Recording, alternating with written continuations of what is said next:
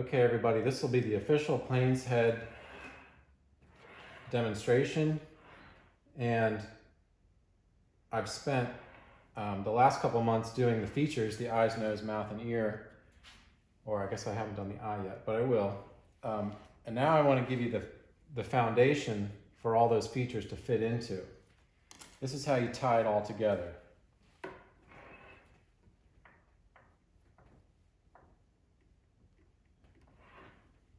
And I really want to start, before I get to the geometric planes, I really want to start with a mannequin. So just think of those silly mannequins in the mall, in the department store. You know, and some are silly and some are actually pretty good. What the mannequin tells you is whether it's male or female. You know, it tells you the age of the figure. What else? You know, the stature. Are they tall and statuesque, or are they, you know, curvy or petite? So those are all proportional issues, and it's these big abstract things that you're going to see from, let's say, 100 yards away. And 100 yards is an American football field, just for a reference. So that's the thing. It's not the stuff that tells you who it is.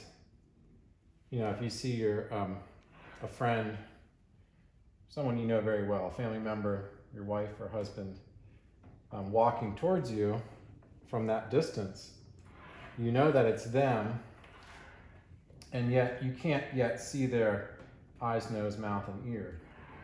What you see is perhaps the silhouette of their body in front of the sunlight.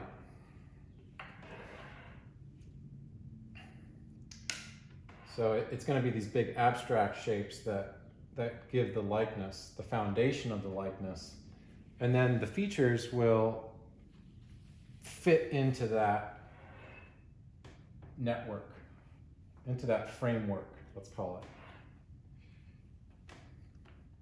So I've already got some clay up here to save time, and we're going to start with the egg shape of the head. So if you look at a skull, the first thing you'll notice, if you hold it in your hands like this, is that the top back of the head is much wider than the chin. So you can see my wrists are much closer together than my fingertips. So in essence, a human skull has a big brain, very big brain, and a very delicate face. Small chin. And that might seem funny to talk about that, but if you compare a human skull to other mammals, to a dog or a deer, what you'll see is a smaller brain and a much longer snout, a longer muzzle. So you have to kind of break it down objectively into what makes us human in a very fundamental way. And in the Vanderpool book, John Vanderpool, The Human Figure, he opens his chapter on the head with a little drawing of a dog. So you have to go read that page to know what I'm talking about. Although the new version of the book, they took the dog out. I don't know why. But if you get an antique version, you'll see the little dog in the chapter on the head. Okay, so this is essentially an egg shape. Remember, it's a chicken egg or some kind of bird egg in the sense that it tapers the chin. So I already kind of have that. By the way, this clay is Roma brand, Roma Plastilina from Sculpture House in Florida. This is the number 1 Roma, so it's the softest Roma. And for portraits, I do prefer the softest one. And it's summertime right now, so I put it out in the sun for about a half an hour, and that got it even softer. In the wintertime, I put it on a shelf above my wood stove in the studio, and that gets it nice and soft. You don't want it to be arduous. You don't want it to be taxing on your hands to work with. You want your clay to be a little kind of creamy when you're doing a start. Just like with your oil paint, you don't want to be painting with paint that's half dry. You want it, when you're starting, you want it to be, you want it to flow. My teacher, Cedric Egley, always said he liked his paint to be buttery. I never forgot that adjective, buttery. He said he didn't like to hear a sound when it hit the canvas. So if you're not using enough paint, what you'll hear is a scrubbing sound. Now that's okay. I mean, I scrub sometimes, but just food for thought.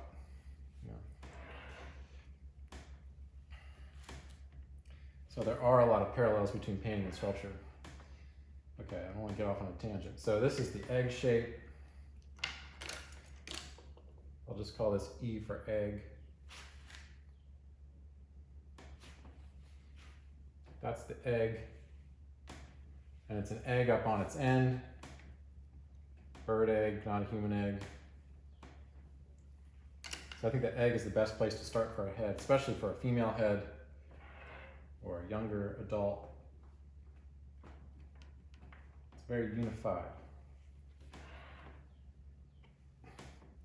And the neck, the head just can't be floating. Just can't be floating in the air. So it has to be on a pillar, and the pillar is the neck. So if I wanted to summarize the neck into a geometric form,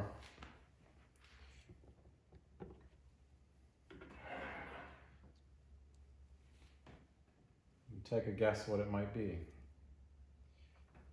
A cylinder.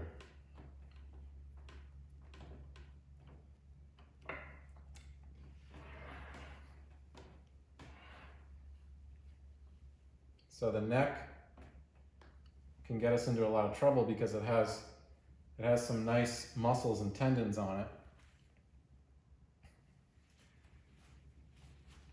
But the mother form of the neck, my teacher Steve Perkins talked about mother forms versus baby forms. The mother form of the neck is the cylinder. That's the foundational form of the neck. The baby forms will be the smaller muscles and tendons, cartilage and little bones that you see that are built upon that mother form. So I mentioned in my last talk for the Portrait Society of America,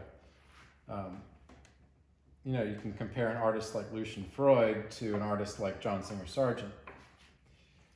I would argue that Freud's paintings, they're a little bit ugly because he focuses on the baby forms too much.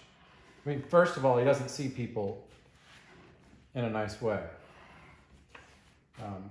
So I think his, I don't know, I think he had issues, but his paintings are kind of bumpy and corpse-like because he makes too many bumps. Now you look at Sargent's necks, go look at John Singer Sargent's paintings, and you'll see the necks on his portraits are absolutely beautiful. I mean, they tell the story and nothing more. They get to the essence of the neck. And a lot of times, A sergeant neck is just a cylinder with maybe a small tendon at the bottom, you know. We'll come back to that concept, but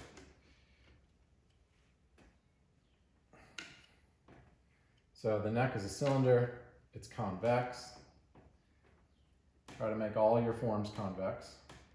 Convex means pushing outward, having volume. And just remember, we are convex because we have blood pressure. We have a heartbeat that's, we're full of liquid and it's pushing outward into the air. And that's why when you look at a corpse, it's kind of shocking because it doesn't look like a person anymore, because it's lost that life force. I'm always kind of amazed when you do see a dead body,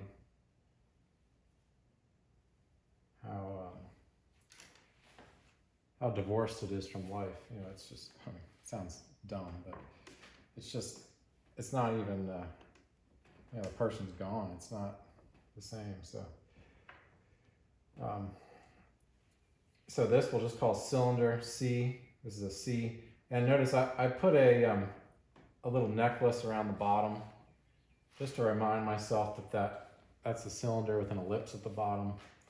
The neck will flare slightly towards the body and towards the head, but be careful you don't make it indent too much here.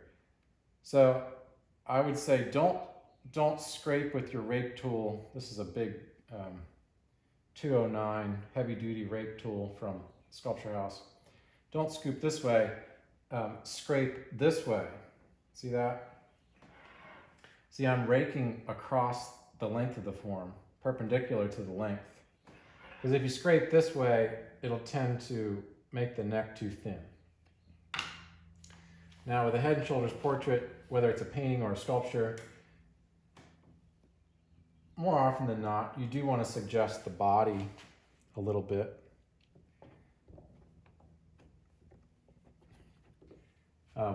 The shoulders can really be a part of the likeness and suggest what type of body is down here. Is it somebody with broad shoulders, or is it a very petite person? Is it a massive man? So I would definitely make a frontal plane here. It doesn't have to be this big, but this whole front plane will be, I guess the silhouette of it will be a pentagon. Let's see, is it? No, it's hexagon. 1, 2, 3, 4, 5. Oh, pentagon, yeah. So I got 1, 2, you gotta think about the trapezius going behind the back of the neck. 3, 4, and then 5 at the bottom. Now that's how I would make it into angles. You could just make it scooped at the bottom. A lot of female portraits, that's a nice look. Or male, I've seen both. There's different styles. So yeah, that frontal plane, the frontal plane is it's diagonal, but pretty vertical, Most of the time people miss how vertical it is. So one way to observe that angle is let your eye flow from the forehead around the back of the cranium and then imaginarily into the front of the chest. That's going to give you a long linear relationship, a way to connect it rhythmically. Now, one last thing on the mannequin, there's going to be a plane change at the top of the trapezius, and it's towards the back of the neck, and you can see the angle of this plane change. It's a little bit angled like this. It's not straight out, it's coming at a diagonal from the back of the head to out to the shoulder. And it's a true plane change. It's very definite. I mean, it can look roundy sometimes, but if you put somebody with their with their back to the sun. In this case, I'm in a Northlight studio. The back of the trapezius is bathed in light. See how bright that is? Whereas if I start scraping on the front of it, it'll be pushing it into a deep halftone and then finally a shadow. So you can think about this as the peak of the mountain. And you have that big back plane here. They call this the yoke plane of a shirt. You can also think of it like a clothing hanger. You just need these simple things in your head so you remember. And make sure this plane is convex. Remember, this is the biggest muscle of the neck. It's what I call the massage muscle, because when you're sculpting all day, all your knots will form up into your trapezius. All your stress goes to your neck and your shoulders.